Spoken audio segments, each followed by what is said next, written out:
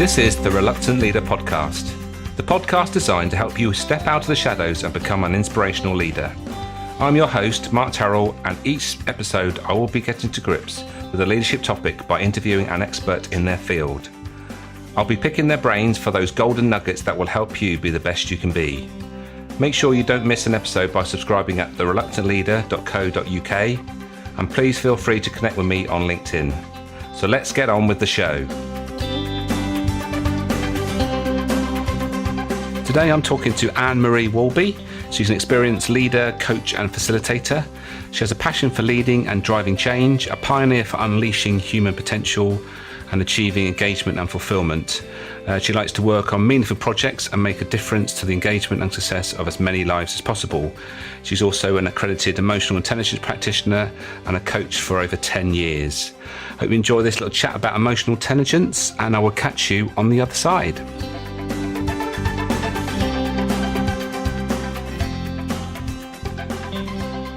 So Anne-Marie, welcome to the Reluctant Leader podcast. Thank you very much. Pleasure to be here. It's great to have you along. I remember when I came to your workshop a while back, I went away with lots of things to think about, and I'm hoping, or I'm sure, that the listeners will have the same sort of experience, although we've obviously only got a short amount of time to talk about what emotional intelligence is, but it's obviously a really important subject in the leadership world. But before we go down that route, before we get there, what we need to know is a bit more about you and why you do what you do, and what was the pivotal moment that led you to do it. Okay, so I guess I've spent a lot of time in L&D, learning and development, in the corporate world. Started life as a retail manager and moved into the sort of HR and learning world, and gradually over time came across NLP, etc. Mm-hmm. And so that really was a big stepping stone of getting into mindset work and coaching. And then probably about 10 years ago now, we were introducing leading with emotional intelligence into an organization. And as part of that, myself and the team of coaches I was part of, we went on the workshop first. Mm-hmm. And that was it, really. I was hooked. Right. It worked at such a deep level. It absolutely made sense to me. And I haven't looked back since. I literally then became a practitioner in the tools that I was introduced to. And now I've become a partner in a new organization, working in this area of, emotional intelligence in leadership and in life.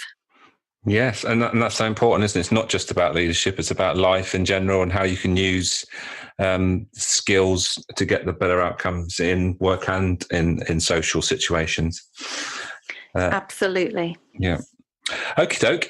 So I think before we get too much detail, I'd like to know firstly what you think or what you know about motivation. What is emotional intelligence? How do you see it? So for me, I always just use the words. So if you think about the words, emotional intelligence is being intelligent about my emotions. So, if you put your crime fighting hat on and you think about what's the intelligence that we have on this crime, on what we're trying to do, and you use that sort of concept, then for me, that says it. It's about what intelligence is my body providing me with? What's my mind saying? What's my inner voice saying? What's the feelings that I have in my body right now? That's all the data that your system is giving to you. And if you use that data, and you use it intelligently, you are more likely to be able to show up in a way that is collaborative, open, and gets better results and better relationships for you. Right. Okay. So from what you say there, it's initially we need to be aware of what's going on. Absolutely. Yeah. So have you got any? So how do we know what's going on? How do we sort of tap into that and get some sort of feeling as to what's going on? So the main thing, really, for everybody that I start with is slow down. So we tend to live life at a very fast pace. In organizations, we demand more and more and more results, faster and faster results. It's very, very easy to live in a 24/7 world. Responding to external stimulus like social media and pinging of phones and emails 24/7. And really the key to being more emotionally intelligent is to pause and to notice what's going on. So some of the best leaders and the most successful leaders around, just using them as an example, or sports people who perform at their best in their field, take quiet time. They reflect, they learn, they take feedback, they look at their performance and think about, did they do the best they could? They fine tune and they hone, and they are always growing and learning in terms of being better at what they do.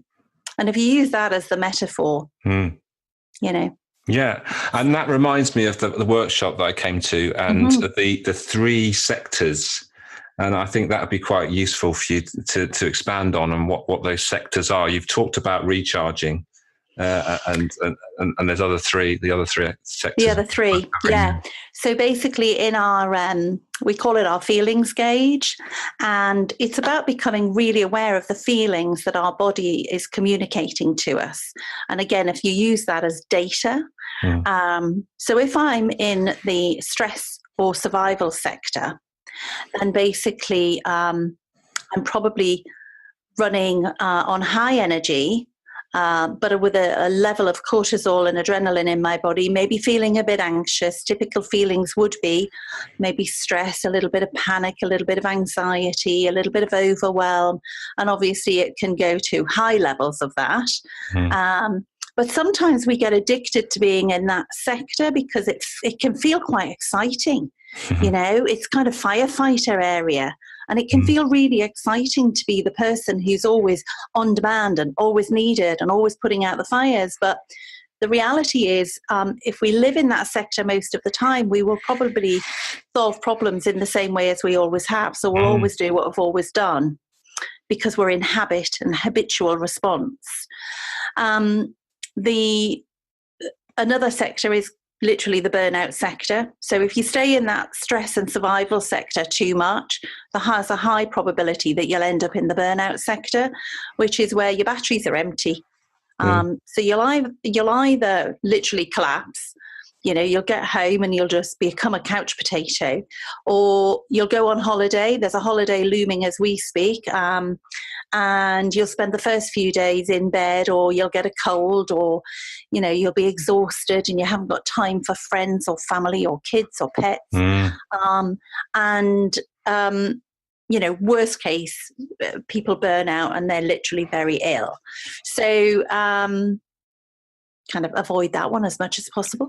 That one particular, before we can move on, that one particularly resonates for me from coming from a retail family business background. It was very full on, and I can remember, you know, coming to holidays and literally just flaking out and just being no good to anybody. And I used to get in trouble for it, and I used to, you know, fall asleep and all the time. And, you know, looking back, you think, I was in a state which I didn't know any different. That's the thing, that I wasn't really tuned into what I was doing wrong. I just thought that's the only way I can be. There's no other way. But obviously, as time goes by, you realise there is. Yeah. And that's one of my greatest wishes, actually, is, you know, the more that we get this information out there, the more people will have a happier, more balanced life. And actually, that's when they perform better and get better results. That burnout zone, if you think about what you were just sharing, it's a bit like trying to squeeze more juice out of the orange. You know, it's done. Yeah. You know, but we get into the habit of just trying to keep going. Yeah. So the fourth sector is the renewal sector, which is, for me, is one of the most important sectors. So this is where we would talk about positive feelings but low energy. And so that could be walking the dog, sitting and just listening to a piece of music, 3.5 minutes of a good track that lifts your spirits. It doesn't have to be a 2-week, 3-week vacation somewhere. It's what can I do intermittently throughout the day to just reboot. And I think the computer is a great example, a metaphor to use, because when it gets stuck, we reboot. Yeah.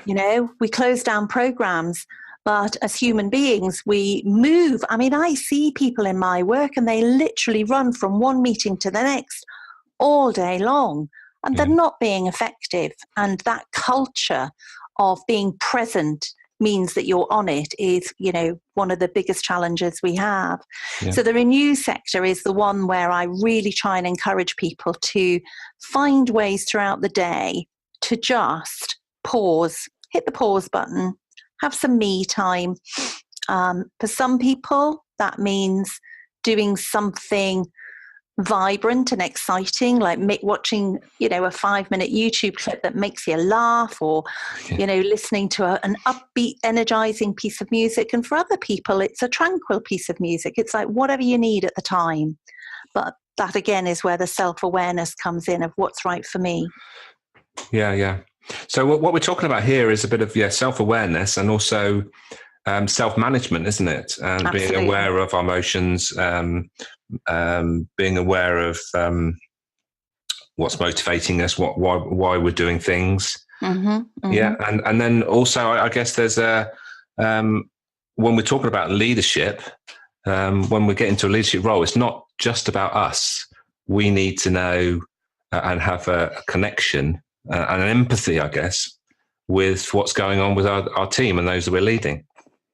Yeah, well, the leadership zone is an interesting one for me because basically, as people, we carry a climate with us, So I have a lovely phrase. I probably used it on the workshop you attended, which is, are you the kind of person who lights up the room when you walk in or when you walk out?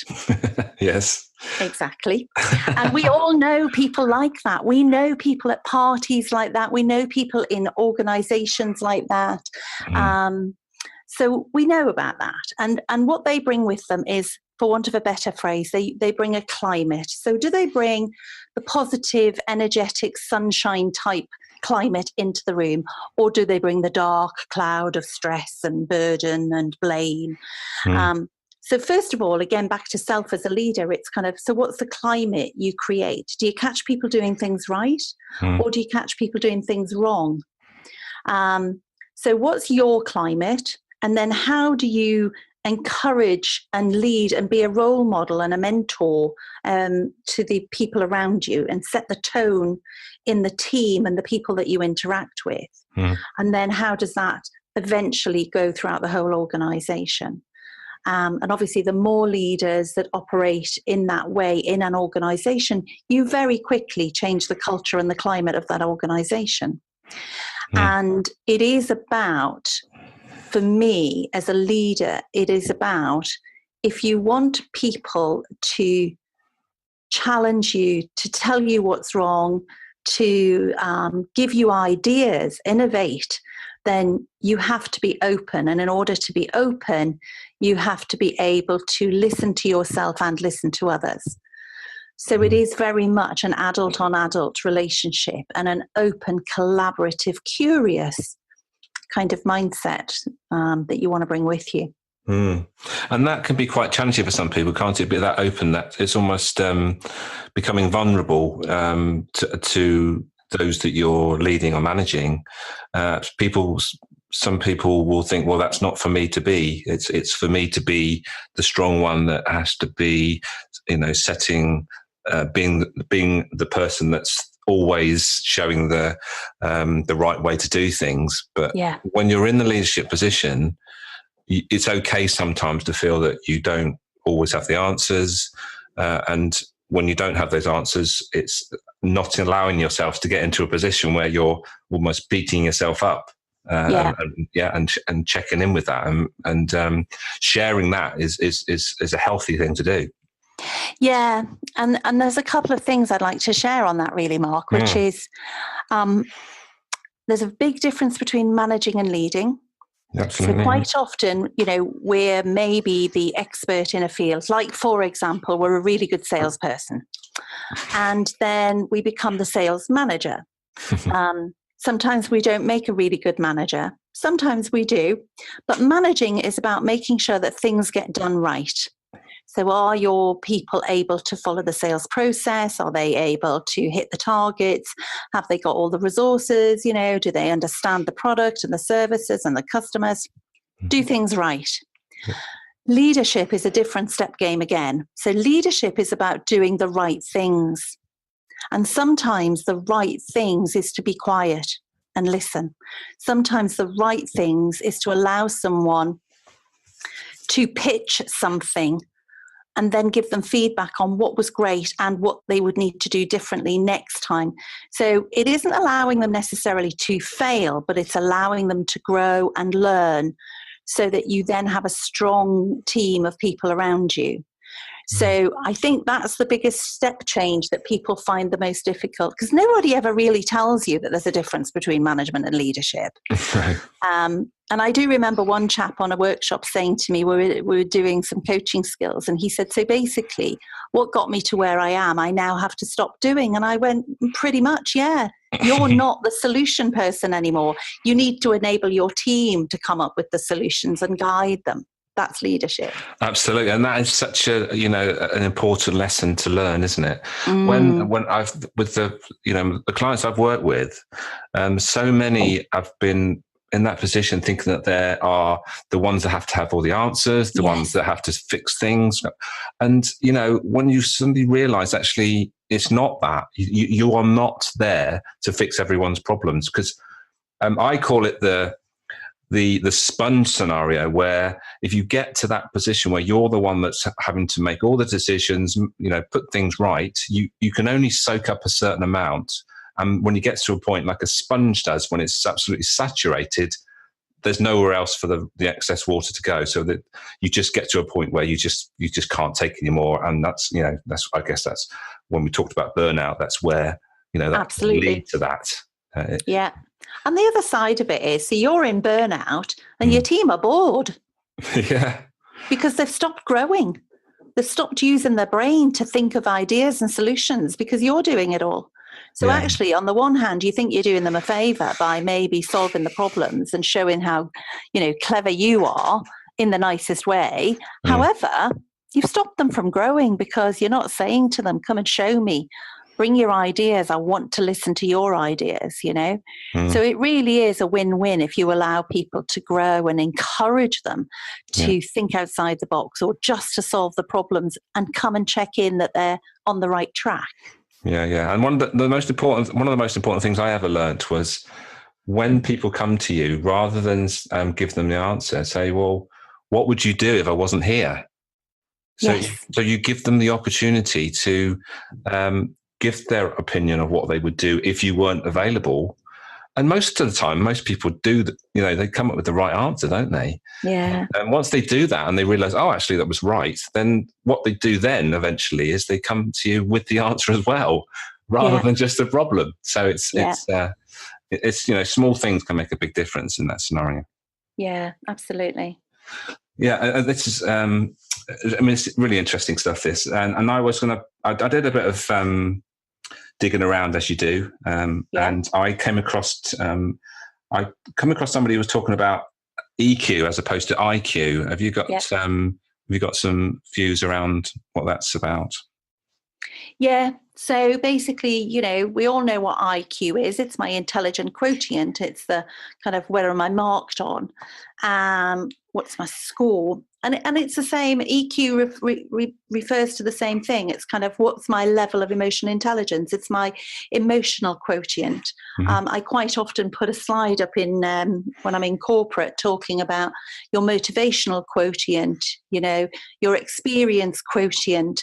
These are all things that are considered to put us in a position in a job. And basically what is becoming more and more known, it's been known in the sort of psychological world for a long time, but generally it's becoming more public, is that emotional quotient, emotional intelligence, is the one that often causes executives, seniors, leaders to fail. Because if I can't manage my emotional outbursts, if I'm still the kid having the tantrum when I don't get my own way, then that's what's going to cause me to fail, because pretty much, you're going to get booted out, or you're going to get hauled over the coals for not being able to manage yourself and then lead and inspire others. Yes, that's interesting, isn't it? So,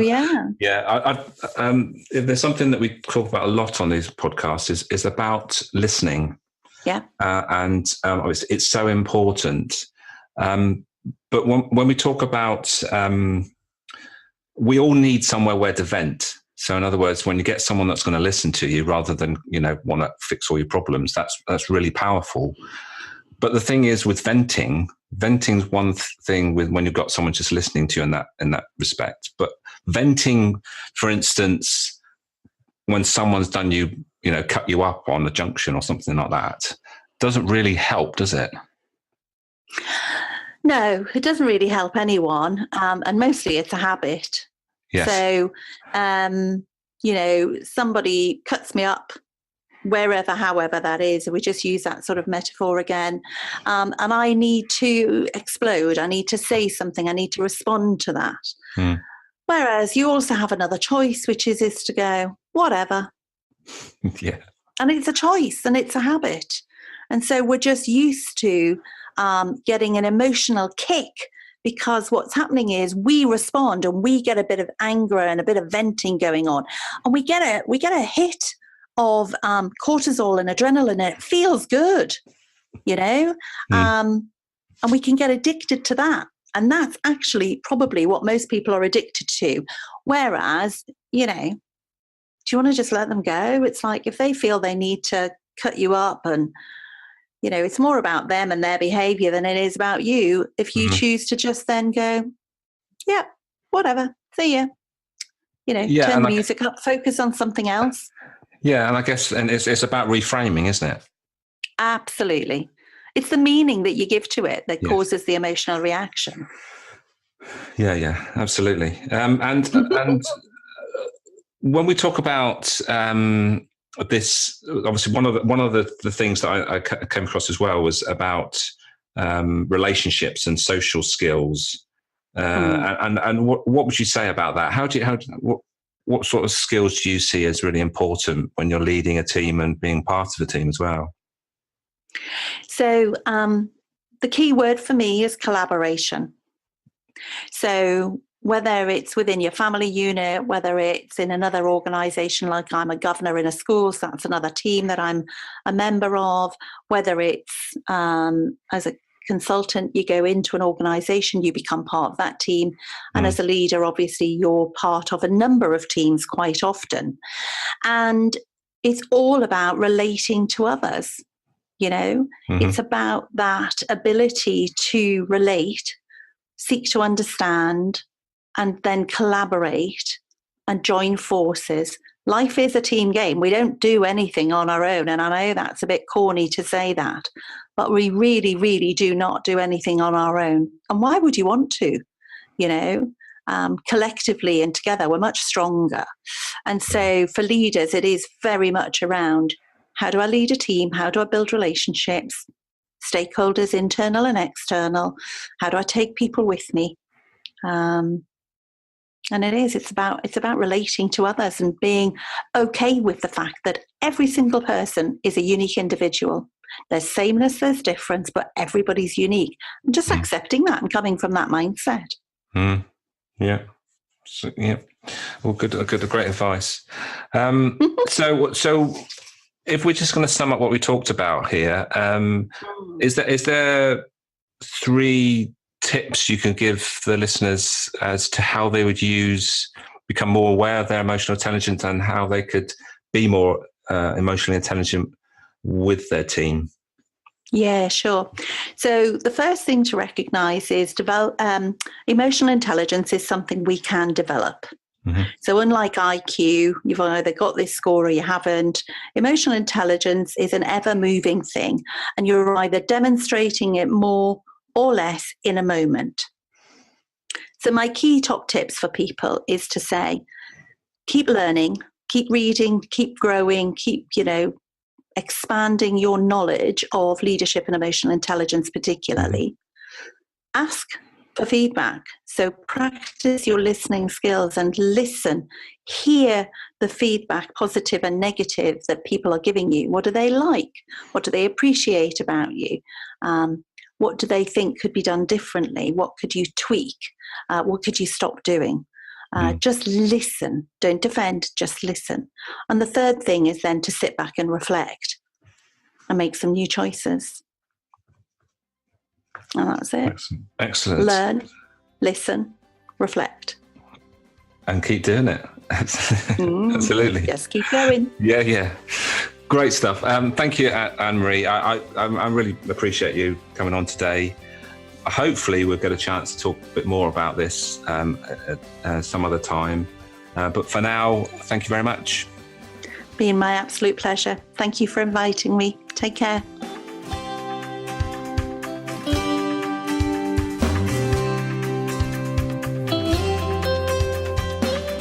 Thank you for listening today. As action leads to outcomes, make sure you make a note to start, stop, or continue doing whatever struck a chord in this episode. Don't forget to subscribe at thereluctantleader.co.uk, where you'll find links to all the past episodes, vlogs, blogs, and how you can get in touch with me. Until next time, bye for now.